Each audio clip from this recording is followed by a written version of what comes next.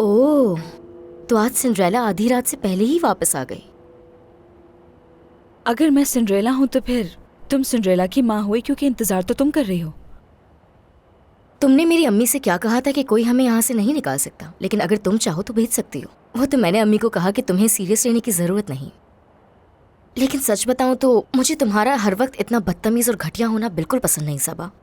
लेकिन मुझे भी ये पसंद नहीं, तुम्हें और तुम्हारी माँ को जब मौका मिले मेरे पीठ पीछे बातें करते रहो। मतलब क्या है तुम्हारा सबा? तुम बात तो नरमी से करती हो, मगर तुम्हारी बातों में बहुत वजन होता है। साफ साफ बताओ, कहना क्या चाहती हो? नसरीन, देखो तुम लोग मुझे बिला वजह परेशान मत करो तो बेहतर है।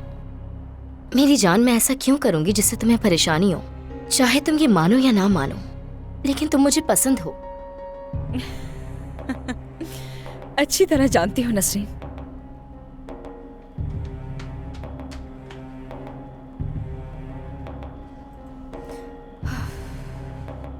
पता नहीं इसे क्या मालूम है, क्या मालूम है इसे ऐसा जो मुझसे इस तरह बात कर रही है। ये तो हवाओं में उड़ रही है।